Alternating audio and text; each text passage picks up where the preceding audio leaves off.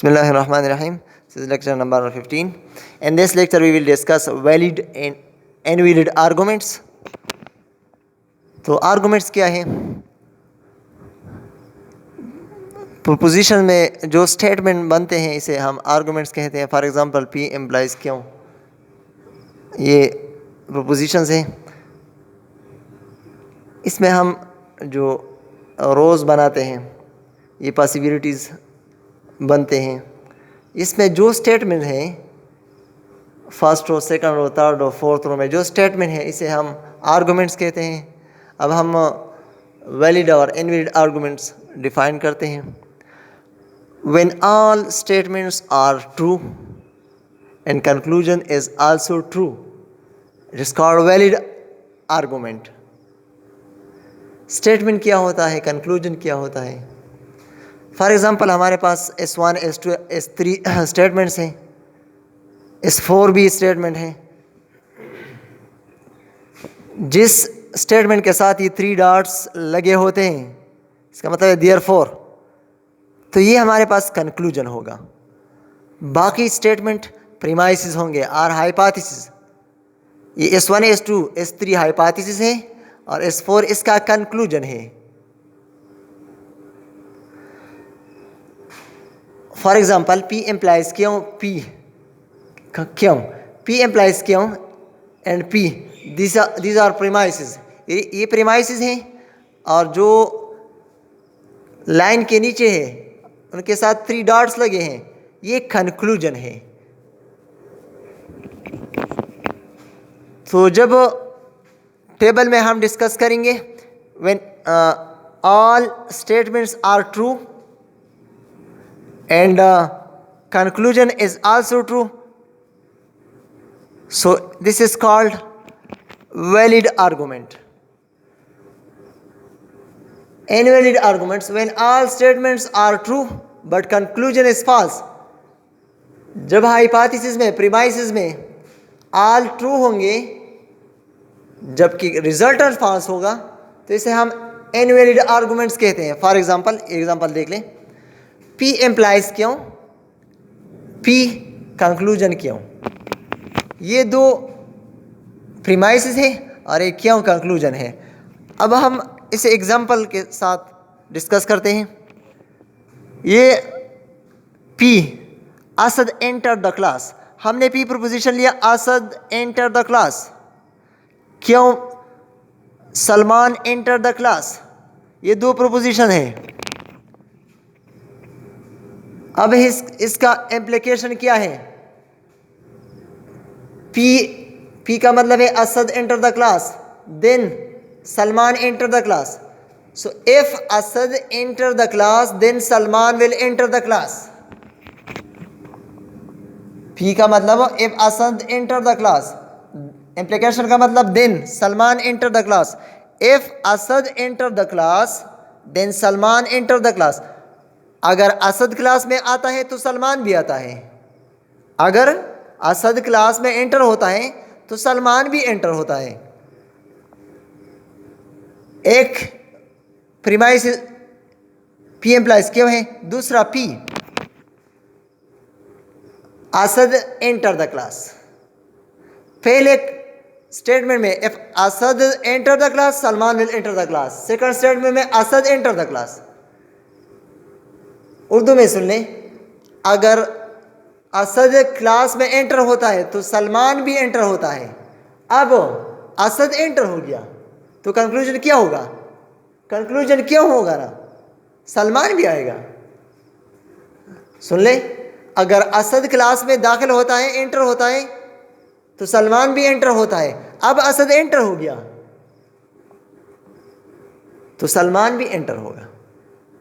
ये इसका कंक्लूजन है. रिजल्ट ये आएगा हमारे पास कि सलमान भी एंटर होगा. अब ट्रुथ टेबल के ज़रिए ये सुन लें, देख लें. P क्यों टू प्रोपोजिशन है, T F TF. P implies क्यों, P implies क्यों में T true, TF false, FF सारे ट्रू आएंगे.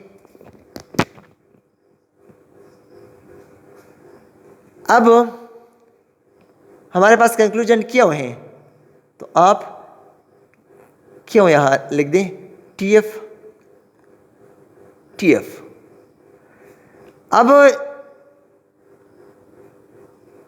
हमारे पास जो प्रोपोजिशन है,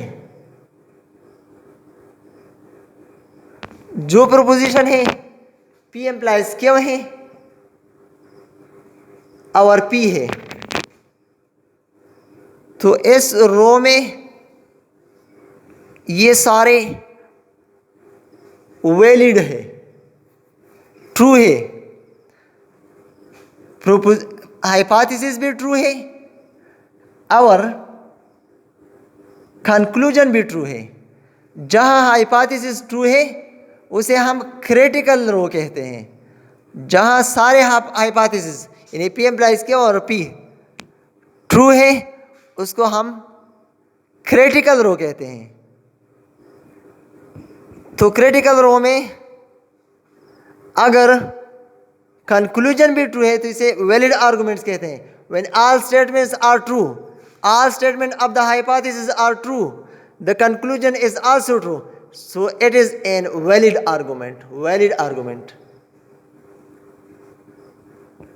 आप यहां देख ले एफ टी, यहां ये क्रिटिकल रो नहीं है। अगर ये ट्रू होता तो फिर ये भी क्रिटिकल रो बन जाता और कंक्लूजन ट्रू होता, but it is not a critical row. So valid argument में जब हाइपोथेसिस भी ट्रू हो और कंक्लूजन भी ट्रू हो तो हमारे पास जो रो आता है उसे हम वैलिड आर्गुमेंट कहते हैं। अब एक दूसरा एग्जांपल देख लें। Negation P implies Q, negation Q implies P, the conclusion is negation P और नेगेशन क्यों। अब यहां इसका गौर से मुतालिया करें कि ये कंक्लूजन किस तरह आता है, क्यों ये कंक्लूजन आता है, ये पी आर क्यों नहीं आता। तो अब देख ले, पी हमारे पास असद एंटर द क्लास, तो नेगेशन पी हो गया Asad not enter the class, Q Salman enter the class, negation Q Salman not enter the class. अब यहां देख ले, इसका मतलब है negation P implies Q Asad not enter the class, then Salman will enter the class. इसका मतलब ये अगर असद क्लास में नहीं आता तो सलमान आता है। अब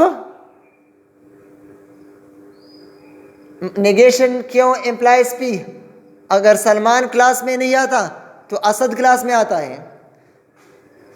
दोनों स्टेटमेंट का मतलब, अगर सलमान क्लास में आता है पहले स्टेटमेंट का, सॉरी असद, अगर असद क्लास में आता है तो सलमान भी क्लास में आता है।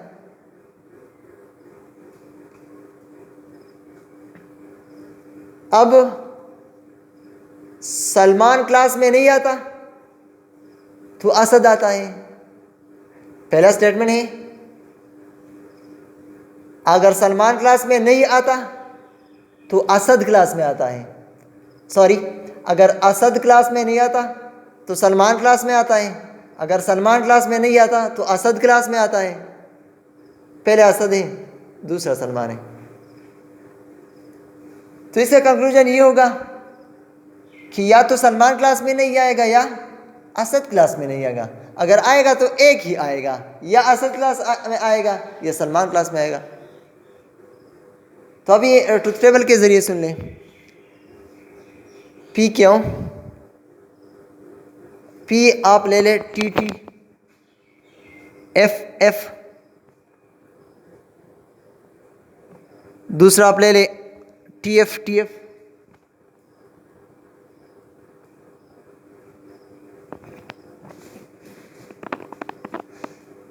अब इसका नेगेशन ले ले, पी का नेगेशन ले ले तो ये हो जाएगा F F T T. Negation क्यों ले लें, इसका नेगेशन एफ टी बन जाएगा।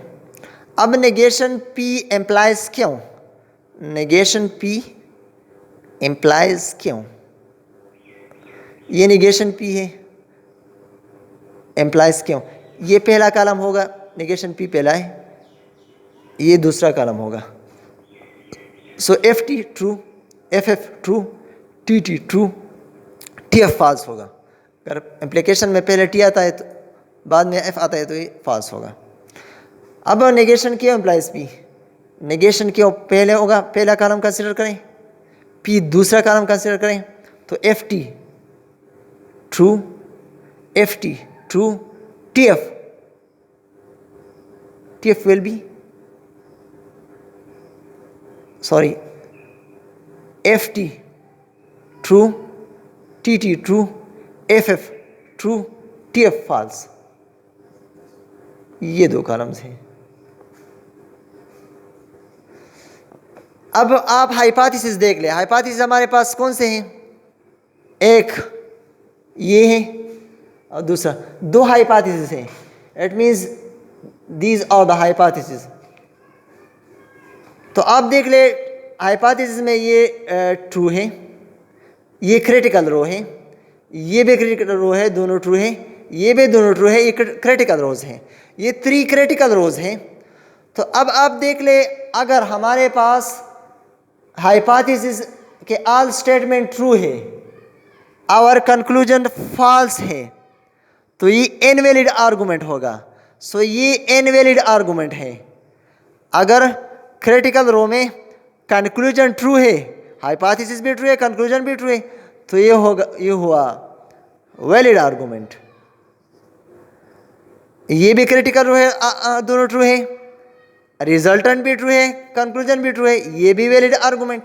सो ये फर्स्ट वाली इनवैलिड आर्गुमेंट, ये सेकंड वाली, दोनों सेकंड और थर्ड वाली दोनों वैलिड आर्गुमेंट्स हैं। तो हमने स्टार्ट में पढ़ा था कि लॉजिक क्या है। अब हम आते हैं लॉजिक के डिफिनीशन पे, अब आपको समझ आ जाएगा। Logic is the study of principles and methods that distinguish between a valid and invalid arguments. Logic उन उसूलों और मेथड्स का स्टडी है। लॉजिक में हम वो उसूल्स और मेथड स्टडी करते हैं जो वैलिड और इनवैलिड आर्गुमेंट्स में फ़र्क वाज़ेह कर देता है। यानी लॉजिक में हम वैलिड और इनवैलिड आर्गुमेंट्स डिफरेंशिएट करते हैं, इन दोनों में फ़र्क वाज़ेह करते हैं। सो वैलिड और इनवैलिड आर्गुमेंट्स के लिए जो उसूल और मेथड्स हम अप्लाई करते हैं, इस सारे प्रोसेस को, इस सारे मुताले को हम लॉजिक कहते हैं। So this is enough for valid and invalid arguments. Thank you for watching.